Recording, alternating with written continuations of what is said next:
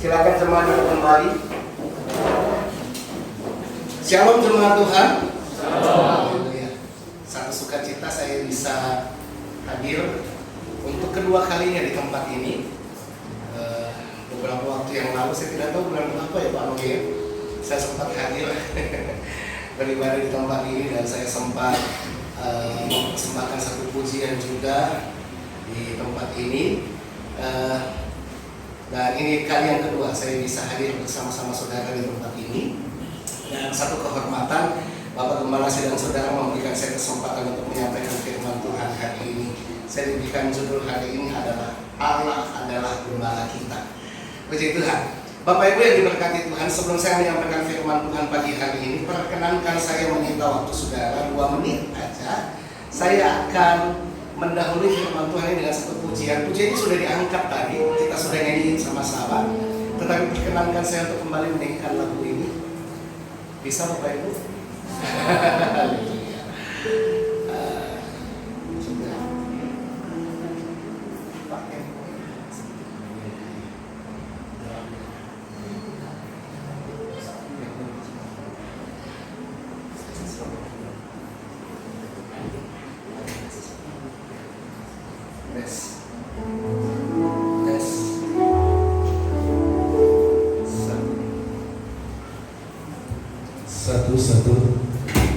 Satu. Angkat dikit. Satu.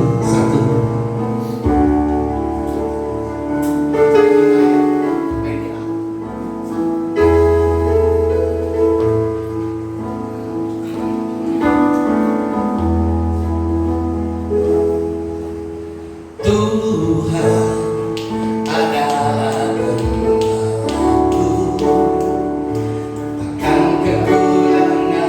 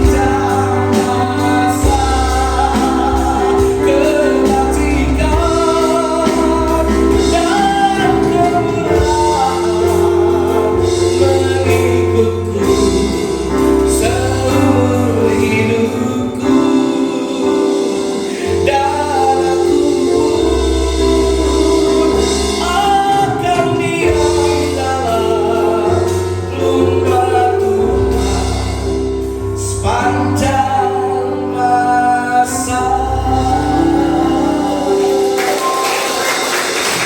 Haleluya. Tema yang diberikan kepada saya kali ini, Allah adalah gembala kita. Amin Bapak Ibu. Tanpa terasa kita sudah hampir menyudahi 365 hari di tahun 2021 ini. Tinggal beberapa langkah lagi. Coba renungkan deh, bagaimana baiknya gembala kita bagi hidup kita di memasuki 2 tahun pandemi virus corona ini. Berapa banyak sudah kebaikan gembala kita yang kita rasakan. Itulah yang akan kita bahas hari ini. Allah adalah gembala kita. Perkenankan saya untuk menyampaikan firman Tuhan ini. Bapak Ibu yang diberkati Tuhan, mari bangkit berdiri bersama-sama dan kita baca firman Tuhan yang saya ambil hari ini mendasari tema Allah adalah gembala kita. Mari buka Alkitab kita bersama-sama dalam Injil Matius pasalnya yang ke-25. Saya mau mengajak kita membaca ayat yang ke-31 sampai ayatnya yang ke-34. Injil Matius pasal yang ke-25 ayatnya yang ke-31 sampai 34. Kita baca bersama-sama secara bergantian. Saya baca ayat yang ke-31, Bapak Ibu Saudara-saudari sekalian baca ayat yang ke-32 dan ayat 34 nanti kita baca bersama-sama. Kita bergantian membacakannya. Saya mulai dengan ayat 31. Apabila Anak Manusia datang dalam kemuliaannya dan semua malaikat bersama-sama dengan Dia, maka Ia akan bersemayam di atas tahta kemuliaannya. 2:32. Lalu semua manusia akan mengumpulkannya di hadapannya, dan Ia akan memisahkan mereka seorang daripada seorang, sama seperti gembala memisahkan domba dari kambing. Dan Ia akan menempatkan domba-domba di sebelah kanannya dan kambing-kambing di sebelah kirinya. 34. Dan raja itu akan berkata kepada mereka yang di sebelah kanannya, mari hai kamu yang diberkati oleh Bapakku, terimalah kerajaan yang telah disediakan bagi kamu sejak dunia dijadikan. Silakan dulu Bapak Ibu. Kasih itulah. Bapak Ibu yang diberkati Tuhan, Allah adalah gembala kita. Kalau kita bicara tentang gembala, tentu ada yang digembalakan. Apa yang digembalakan? Domba. Firman Tuhan bilang, Tuhan itu adalah gembala kita. Dan kita ini adalah domba-dombanya. Domba-domba yang digembalakan oleh gembala yang agung, Tuhan Yesus Kristus. Sebelum saya mengajak kita melihat bagaimana atau seperti apa yang dilakukan oleh gembala kepada kita sebagai domba-dombanya, kita flashback dulu kepada kehidupan kita sebagai gembala. Saya mengajak kita melihat dulu diri kita sebagai gembala. Kalau kita bicara tentang diri kita sebagai domba. Kalau kita bicara sebagai gembala, Tuhan adalah sebagai gembala. Kita ini adalah kawanan domba yang digembalakan oleh gembala yang agung itu.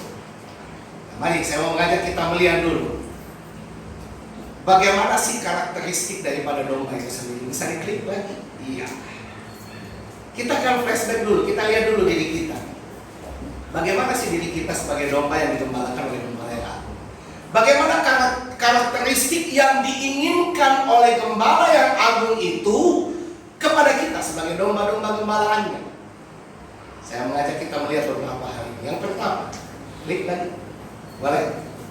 Yang pertama, domba itu adalah binatang yang, klik lagi.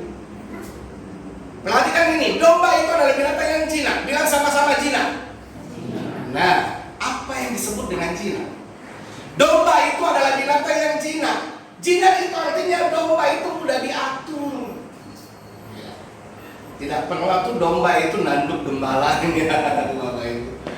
Karena domba itu adalah binatang yang mudah diatur.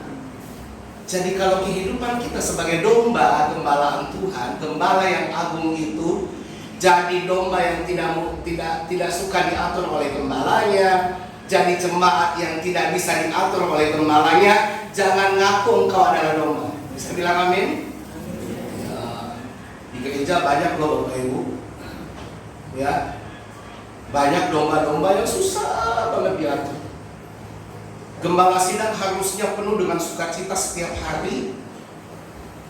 Tetapi karena lihat domba-dombanya susah diatur, itu jadi beban lagi bagi Bisa-bisa biasanya Ibu Hidalgo bilang stres. Ya, biasanya Bapak Gembala mungkin puasanya sudah tiga kali dalam satu minggu, bisa jadi 4-5 kali dalam satu minggu. Karena lihat, domba yang seperti ini nggak suka diatur. Jadi karakteristik yang pertama, domba itu adalah binatang yang jinak, mudah diatur. Apalagi tidak suka berkelahi. Itu domba. Dia tuh tidak suka berkelahi.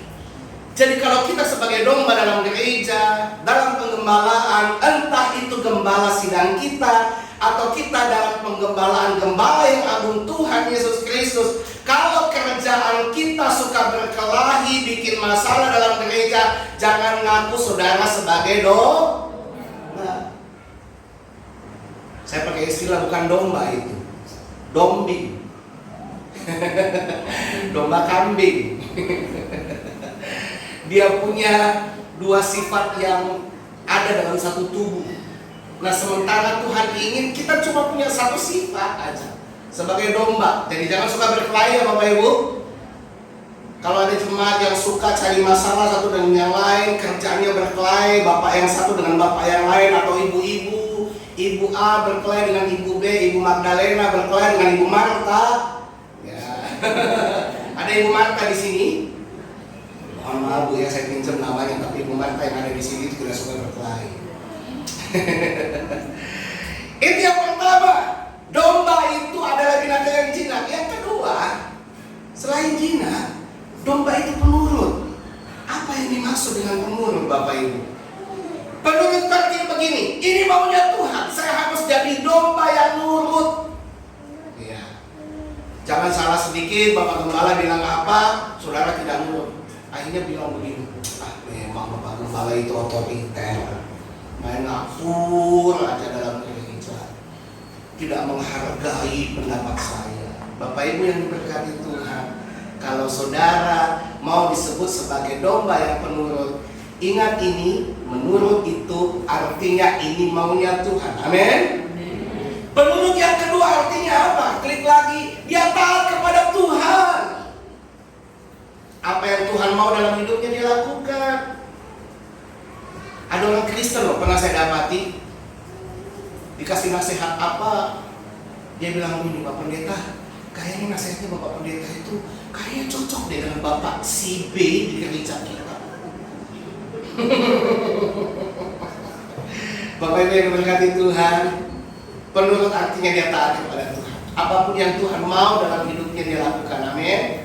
Yang ketiga, apa artinya penurut? Dia juga taat kepada pemimpinnya. Pemimpin saudara siapa dalam gereja? Bilang Panoi.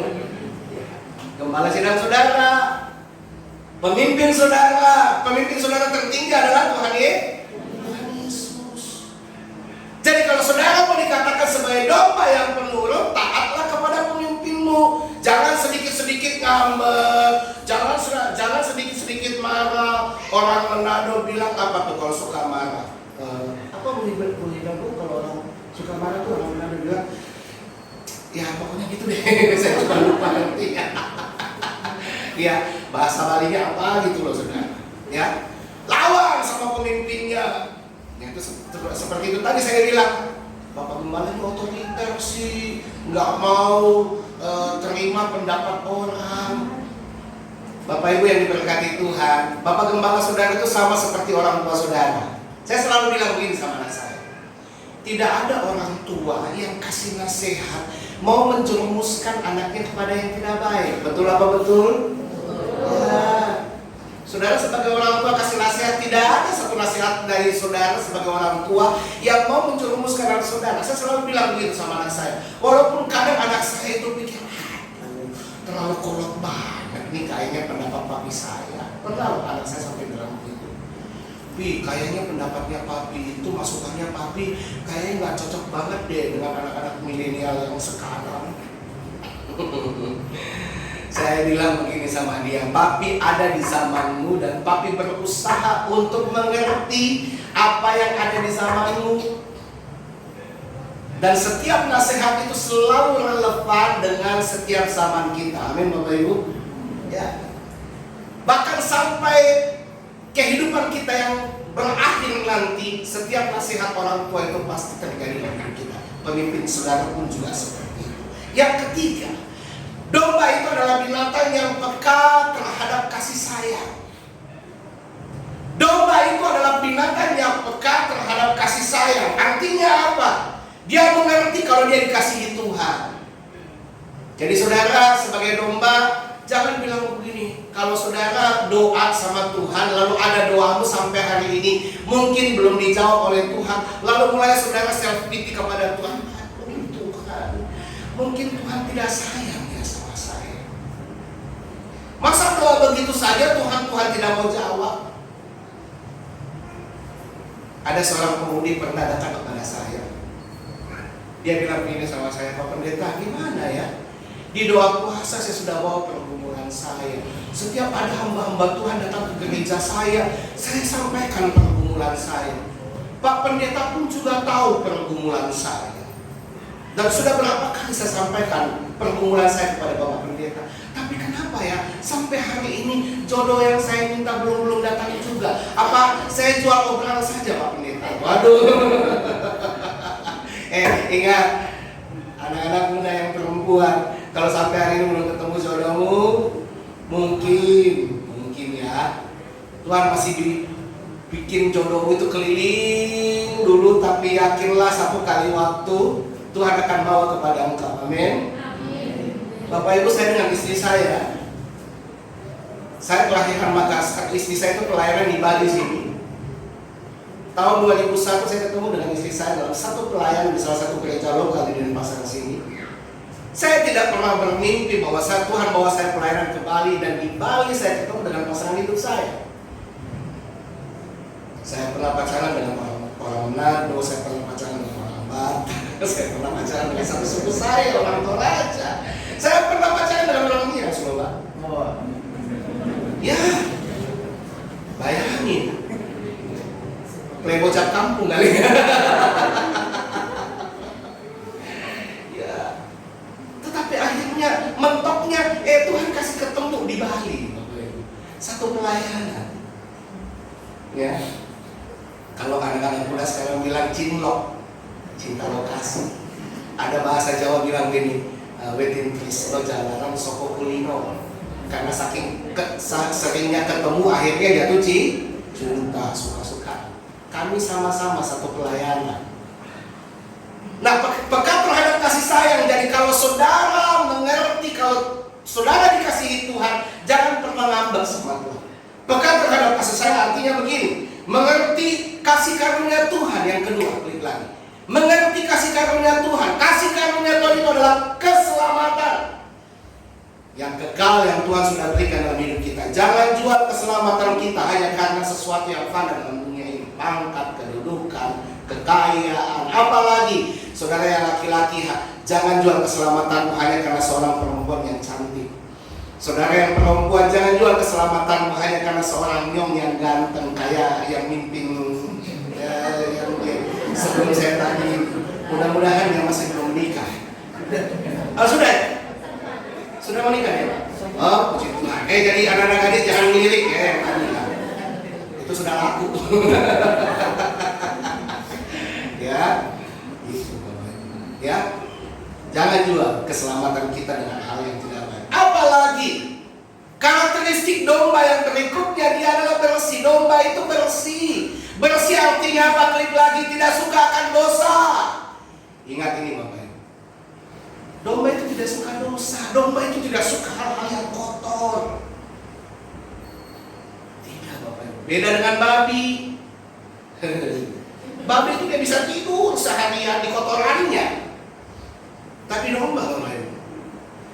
Domba itu adalah binatang yang bersih. Kalau kau mengaku sebagai domba, jauh yang namanya dosa. Kita tinggal di Bali Bapak.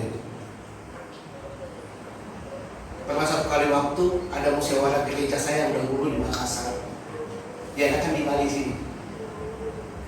Anak gembala sidang saya yang sekarang jadi gembala sidang di gereja bapaknya di Makassar, saya bawa dia jalan-jalan ke Pantai Kute. Saya sengaja bawa dia di jam 1 siang. Saudara tahu kan kalau di Pantai Kute jam 1 siang apa yang terjadi di sana? Kira-kira 8 tahun yang lalu kejadian ini. Saya bawa dia ke sana. Waktu saya bawa dia ke sana, dia bilang gini sama saya, dahsyat kamu. Saya bilang, apa yang dahsyat Fritz? Namanya Fritz. Apa yang dahsyat? Kamu tahu ya, jam yang bikin mata saya ini ikut dosa di sini. Saya bilang, kok dosa? Iya, habis mata saya nggak kuat lihat orang yang yang terlalu bebas di sini dengan tampilan mereka yang bikin mata saya nyaris tergoda. Saya sudah punya istri loh, kamu tahu itu. Saya bilang, saya tidak ngajak kamu datang bikin dosa di sini. Saya cuma mau kasih tahu bahwa inilah spot yang menjadi doa kita bersama. Doakan supaya orang-orang anak-anak Tuhan jangan sampai masuk di sini. Dan yang paling penting saya bawa ke sini kamu supaya kamu nanti pulang di Makassar, orang cerita tentang Pantai Kuta, kamu sudah bilang, oh saya sudah tahu keadaannya Pantai Kuta seperti apa. Domba itu adalah binatang yang bersih. Itu karakteristik daripada domba. Yang kedua, kalau kita bicara tentang domba, domba itu adalah binatang yang sangat produktif. Bilang sama-sama produktif. Nah, domba itu adalah binatang yang produktif. Produktif artinya apa? Perhatikan ini. Bulu domba, Bapak Ibu, dan kulitnya itu bisa dijadikan bahan pakaian. Dan kalau sudah masuk di butik, harganya bisa sampai belasan juta. Itu bulu dan kulit domba. Apalagi produktif artinya apa, Bapak Ibu? Dagingnya sebagai makanan yang istimewa. Daging domba itu lebih istimewa daripada daging binatang yang lain, daging babi, sapi, dan segala macamnya. Daging domba itu adalah daging yang sangat mahal. Kalau sudah masuk di restoran-restoran mahal, dagingnya bisa lebih mahal dari daging-daging binatang yang lain. Produktif artinya apa? Bisa dipakai sebagai korban persembahan. Dalam perjanjian baru pada waktu umat Israel mau datang menghampiri Tuhan, maka salah satu binatang yang wajib kalau mereka mampu untuk mereka persembahkan kepada Tuhan adalah domba. Hidup kita pun juga harus seperti itu. Jadilah persembahan yang berkenan kepada Tuhan. Jangan hanya cuma tahu di gereja nyanyikan lagu ini, Bapa, ku persembahkan tubuhku, sambil angkat tangan sebagai persembahan yang hidup. Keluar dari gereja, lagunya berubah.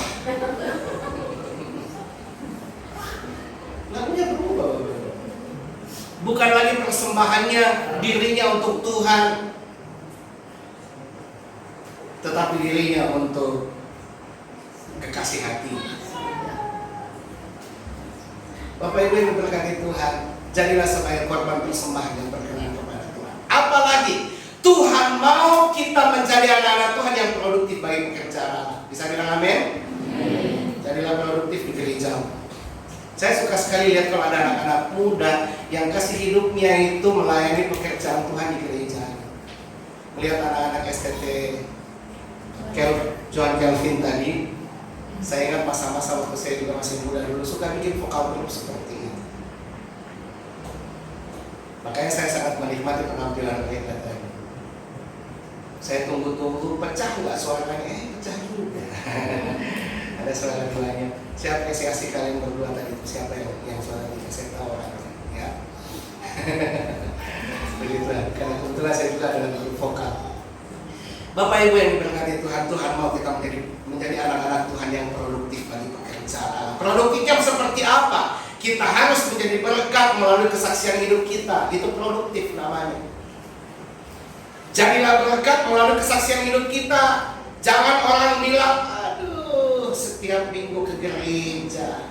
Kalau di gereja dia sampai nangis-nangis memuji Tuhan.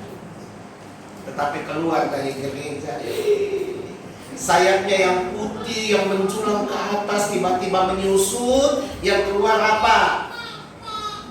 Sayap yang hitam. Makanya orang bilang, percuma pergi gereja. Kesaksian hidup kita menjadi tawar. Justru Tuhan mau kita jadi berkat melalui kesaksian hidup kita. Orang bisa merasakan kasih Tuhan pada waktu melihat kehidupan kita. Kita bukan menjadi batu sandungan, baik dalam gereja, baik di lingkungan di mana Tuhan tempatkan kita. Jadilah kesaksian hidup yang bisa memberkati banyak orang. Apalagi 2 Korintus pasal 3 ayat yang kedua berkata begini, kamu adalah surat pujian kami yang tertulis dalam hati kami dan yang dikenal dan yang dapat dibaca oleh semua orang. Ya, itu kesaksian hidup. Jadi jadilah produktif melalui kesaksian hidup kita. Produktif artinya apa lagi? Menghasilkan domba-domba yang lain. Iya, menghasilkan domba-domba yang lain. Klik lagi. Saya bilang begini, tidak ada gembala yang melahirkan domba, tapi domba lah yang melahirkan apa? Domba. Jadi kalau saudara mau paksa-paksa gembala sidang saudara bilang begini, apa itu Bapak Gembala tidak pernah penginjilan, tidak pernah bawa jiwa ke gereja? Hei, salah. Engkau domba yang harus bawa domba masuk ke dalam gereja. Amin.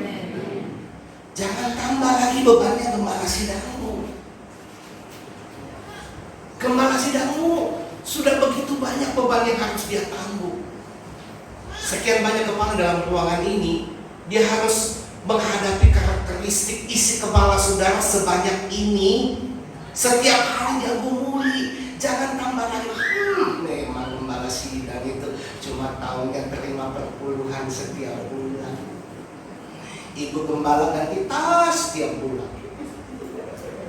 Ingat loh, tas yang ibu gembala beli bulan lalu itu perpuluhan saya loh. Mudah-mudahan gereja apa nih? Elios tidak ada jemaat yang seperti itu. Amin Bapak Ibu. Ya. Jadilah domba yang menghasilkan keluar sana penginjilan. Bawa domba yang tersesat di luar sana, bawa masuk dalam gerejamu.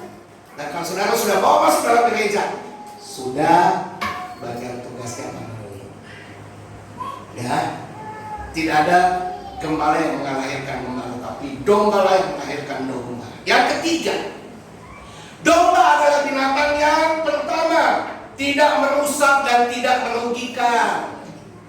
Jangan rusak pekerjaan Tuhan. Jangan suka rusak pekerjaan Tuhan. Kemarin saya dapat dengar dari seorang teman saya gembala sidang juga di Singaraja. Dia berkunjung ke rumah saya dan dikatakan begini, Pak Edi, si bapak itu sudah keluar lagi dari gereja saya. Ini sudah yang ketiga kalinya dia keluar dari gereja saya. Saya bilang sama dia, biarkan Pak, dia mengembara di semua gereja yang ada di Singaraja.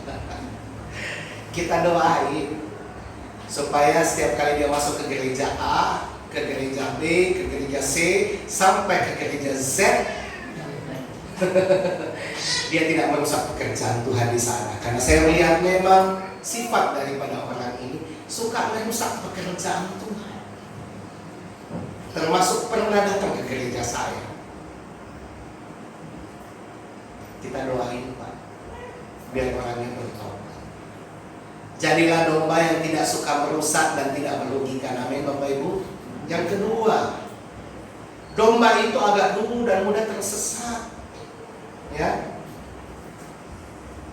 Makanya jadi domba jangan sok pinter. Kalau diajar sama gembala sidang, nurut. Istri saya selalu bilang sama anak saya Timothy, kalau dia lagi tidak nurut, istri saya cuma bilang sama Timothy, Tim, nurut tona. Orang Jawa ya, nurut tona opo. Artinya begini, nurut kenapa sih?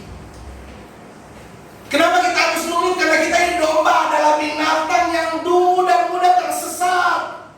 Makanya kalau dapat nasihat dari gembala sidang, diperhatikan, lakukan. Jangan nanti kepentok tembok jidat kita baru ingat, iya kok Pak Moy sudah bilang sama saya, aku kok lakukan. Nah, ini ciri domba itu adalah binatang yang dungu dan mudah tersesat. Makanya Bapak Ibu, ya, Jadi domba itu tanpa gembala akan mudah binasa. Ya. Domba tanpa gembala itu akan mudah binasa. Mati keterkam oleh singa. Ya. Firman Tuhan bilang iblis itu seperti apa? Singa yang mengaum. Jangan jadi mangsa daripada singa. Jangan jadi mangsa daripada iblis. Kita perlu gembala. Karena tanpa gembala kita mudah binasa. Ya. Artinya apa? Kita tidak bisa hidup tanpa gembala atau pemimpin. Saudara sudah kasih komitmen saudara kepada gereja Eleos di tempat ini. Berkomitmenlah kepada gereja ini dan kepada pemimpin saudara. Bisa bilang amin? Amin. Ya, cuma Tuhan. Betapa bahagianya rekan sepelayanan saya ini, Bapak Pendeta Roy, kalau punya domba-domba yang Tuhan percayakan dalam pelayanan di tempat ini, sadar akan hal ini. Saya tidak bisa hidup tanpa gembala saya. Sadar kalau saya tidak bisa hidup tanpa gembala saya, artinya begini, segala apapun yang saya alami dalam hidup saya mau ceritakan kepada gembala saya. Karena saya butuh bimbingan dari dia. Bapak Ibu yang diberkati Tuhan, Injil Matius pasal 10 ayat yang ke-16 katakan begini, lihat, aku mengutus kamu seperti domba ke tengah-tengah serigala, sebab itu hendaklah kamu cerdik seperti ular dan tulus seperti merpati. Amsal pasal 12 ayat yang ke-26 katakan begini, orang benar mendapati tempat penggembalaannya, tetapi jalan orang fasik menyesatkan mereka sendiri. Bapak Ibu yang diberkati Tuhan, itu karakteristik daripada domba. Nah sekarang, bagaimana seharusnya hubungan kita sebagai domba dengan gembala kita?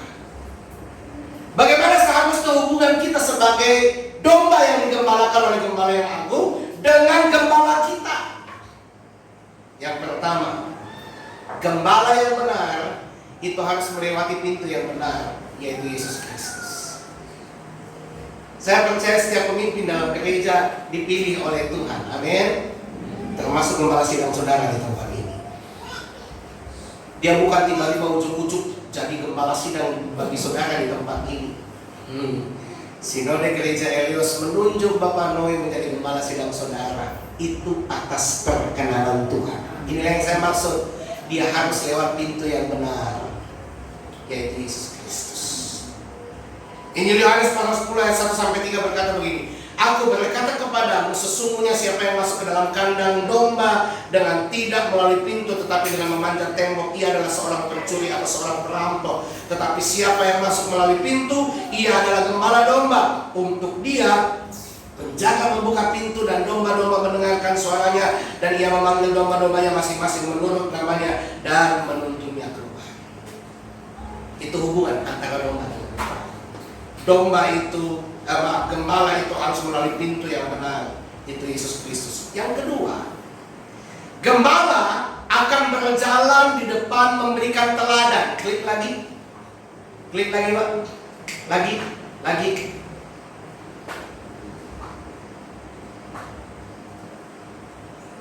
Ya. Klik lagi Pak. Yang kedua, gembala akan berjalan di depan memberikan teladan. Maksudnya apa Bapak? Injil Yohanes 10 ayat yang 4. Jika semua dombanya telah dibawanya keluar, ia berjalan di depan mereka dan domba-domba itu mengikuti dia karena mereka mengenal suaranya. Artinya begini, kita harus ikut teladan Yesus. Amin. Gembala berjalan di depan. Teladan apapun yang diberikan oleh gembala ikuti, seperti Paulus pernah berkata, ikutlah teladanku sebagaimana aku telah mengikuti teladan Yesus Kristus. Teladan hidup sebagai gembala, ambil yang bagus. Yang tidak bagus, gumuli, doakan supaya Tuhan ubahkan itu. Karena seorang gembala pun tidak ada yang sempurna. Dia masih manusia biasa. Jangan saudara pikir saya juga gembala sidang saudara Pak Noe di tempat ini adalah malaikat. Malaikat aja bisa jatuh saudara, seperti Lucifer. Apalagi seorang gembala sidang. Makanya saya katakan tadi, ambil yang bagusnya, yang tidak baik saudara gumuli, doakan. Jangan jadikan itu sebagai senjata untuk berontak kepada gembala saudara. Yang ketiga, domba itu mengenal suara gembalanya. Ini hubungan antara domba dan gembala. Domba itu mengenal suara gembalanya. Ini Yohanes pasal 10 yang 4c sampai 5. Karena mereka mengenal suaranya, tetapi seorang asing pasti tidak mereka ikuti. Malah mereka lari daripadanya, karena suara orang-orang asing tidak mereka kenal. Makanya Bapak Ibu, kita harus kenali suara gembala kita yang agung. Itulah Tuhan Yesus Kristus. Kenali suaranya melalui setiap sabda kebenaran firman Tuhan yang gembala sedang saudara sampaikan. Itulah suara dari gembala yang agung. Yang keempat, hubungan antara domba dengan gembala. Gembala akan rela berkorban bagi domba-dombanya dan memberikan masa depan bagi domba-dombanya. Haleluya. Korban gembala saudara adalah mendoakan saudara, memperhatikan kehidupan rohani saudara, memberi makan rohani bagi saudara. Ya, ini yang dilakukan oleh gembala saudara. Injil Yohanes 10 ayat ke-10. Pencuri datang hanya untuk mencuri dan membunuh dan membinasakan. Aku datang supaya mereka mempunyai hidup dan mempunyainya dalam segala kelimpahan. Bagian terakhir dari khotbah saya hari ini. Coba kita lihat jaminan apa yang kita terima dari gembala yang agung kepada kita domba-domba. Klik lagi Pak. Jaminan apa yang diberikan oleh gembala yang agung bagi kita domba-dombanya. Perhatikan ini, Mazmur 23, sudah kita baca tadi, ayat 1 sampai 6. Mazmur Daud. Tuhan adalah gembalaku, takkan kekurangan aku. Ia memalingkan aku di padang yang berumput hijau. Ia memberikan aku ke air yang tenang. Ia menyegarkan jiwaku. Ia menuntun aku di jalan yang benar oleh karena namanya. Sekalipun aku berjalan dalam lembah kekelaman, aku tidak takut bahaya, sebab Engkau besertaku. Gadamu dan tongkatmu, itulah yang menghibur aku. Engkau menyediakan hidangan bagiku di hadapan lawanku. Engkau mengurapi kepalaku dengan minyak, pialaku penuh melimpah. Kebajikan dan kemurahan belaka akan mengikuti aku seumur hidupku, dan aku akan diam dalam rumah Tuhan sepanjang masa. Apa jaminan yang diberikan oleh gembala agung kita kepada kita sebagai dombanya? Yang pertama, secara cepat saja, ada jaminan pemeliharaan atas kebutuhan jasmani. Sebentar lagi kita akan memasuki bulan Desember, bulan yang penuh dengan banyak kebutuhan. Betul ibu-ibu? Biasanya ibu-ibu paling pusing tuh kalau sudah masuk bulan Desember. Apalagi kalau punya banyak anak. Saya 7 bersaudara Bapak Ibu. Waktu kami masih kecil-kecil, mama saya itu sudah paling pusing kalau hari Natal. Karena 7 anak-anaknya itu semua minta dibeliin baju baru. Dibeliin sepatu baru. Pokoknya semua yang berbau baru harus ada di hari Natal. Makanya ibu-ibu pun juga tidak mau ketinggalan. Rambutnya baru, bajunya baru, sepatunya baru, giginya pun baru. Bapak-bapak juga nggak mau ketinggalan. Nasinya baru, kemejanya baru, minyak rambutnya baru, minyak wanginya baru. Asal jangan istri yang baru ya bapak-bapak ya. Jangan minta istri yang baru di hari Natal, dosa. Saya lapor nanti sama Pak Noi. Haleluya. Percaya Bapak Ibu, bulan Desember Tuhan jaminkan semua kebutuhan kita, men. Percaya. Dan kalaupun sudah Tuhan jaminkan semua kebutuhan keperluan hidup kita, jangan berkat jasmani itu membuat kita jadi berkelahi dalam gereja. Saudara tahu penyakit yang paling banyak terjadi dalam gereja menjelang Natal itu banyak terjadi. Jemaat berkelahi hanya gara-gara pakaian seragam. Gereja Eleos setiap tahun bikin seragam nggak kamu? Enggak ya? Oke, syukurlah. Karena kita muslim bersyukur, alhamdulillah. Di banyak gereja Bapak Ibu, ibu-ibu khususnya, kalau sudah ngomongin baju seragam menjelang Natal, pasti ibu-ibu berkelahi. Ibu Mince dan Ibu Maria pasti berkelahi gara-gara bodinya masing-masing dipertahankan dengan baju seragam. Ibu Mince maunya model yang kayak begini, Ibu Maria modelnya jangan Bu. badan saya gendut, nggak cocok model yang seperti itu. Akhirnya gembala bilang, terserah, yang penting warnanya sama, mau modelnya kayak bagaimana. Nah, itu gembala yang bagus. Ya. Yang kedua, apa jaminan yang Gembala Agung berikan bagi hidup kita? Jaminan penghiburan untuk kebutuhan jiwa.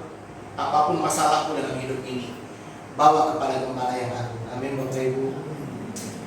Mau sakit penyakit, masalah keuangan, ekonomi, apalagi hari-hari ini sudah hampir 2 tahun kita bergumul menghadapi pandemi virus corona. Ada 2 jemaat saya yang kena PHK pada waktu corona lagi mengamuknya pada tahun yang lalu, dan sampai hari ini belum dapat pekerjaan. Dia harus keluar dari tempat kosnya. Kebetulan kami punya rumah yang lagi kosong. Saya bilang, kamu tinggal di rumah saya sambil merawat rumah saya, jagain rumah saya. Bapak Ibu yang diberkati Tuhan, apapun masalah, membawa pergumulanmu kepada Tuhan.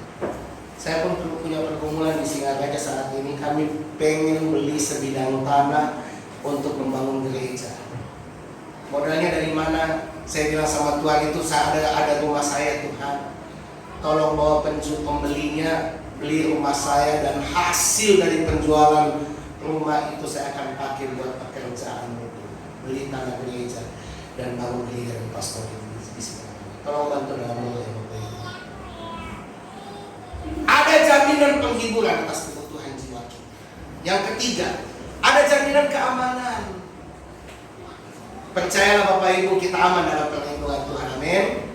Firman Tuhan bilang, sekalipun 1000 lebah di sisi kirimu, berlaksa di sisi kananmu, semuanya tidak akan menimpa engkau. Karena apa? Karena ada apa?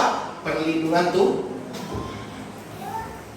Manusia mau berbuat apapun yang jahat kepadamu, kalau Tuhan tidak izinkan itu, tidak akan pernah terjadi. Beberapa hari yang lalu ada seorang pendeta dari Bandung nelfon saya, marah-marah kepada saya. Lalu dia bilang begini kepada saya, tunggu ya, saya datang ke Bali, saya hancurkan. Saya langsung bilang, wih, hebat Bapak Pendeta. Saya baru kali ini dengar ada pendeta ngancam pendeta. Saya bilang, bertobat Pak. Sampai hari ini dia tidak datang juga. Saya tunggu dia datang menghancurkan saya. Sampai hari ini tidak datang juga. Bapak Ibu yang diberkati Tuhan, itu pendeta. Orang banyak jahat, orang jahat itu banyak di sini. Percayalah, kalau Tuhan melindungi kita, kita aman dengan perlindungan Tuhan. Amin. Yang terakhir, kita akan menjadi berkat. Ini yang Tuhan mau dari kita sebagai gembala, dari kita sebagai gembala. Kita harus menjadi berkat melalui kesaksian hidup kita, melalui rumah tangga kita, melalui pelayanan kita, melalui tutur bahasa kita, sepak terjang kita, dan apapun yang orang bisa lihat dari hidup kita. Jadilah berkat, di mana di situ nama Tuhan bisa dipermuliakan dalam hidup kita. Saya berdoa melalui firman Tuhan pada pagi hari ini, kita diberkati dan kita mengerti bahwa Tuhan itu, Allah adalah gembala kita yang sanggup menuntun kita sebagai domba-dombanya dalam segala kebaikan-kebaikan. Tundukkan kepala saudara.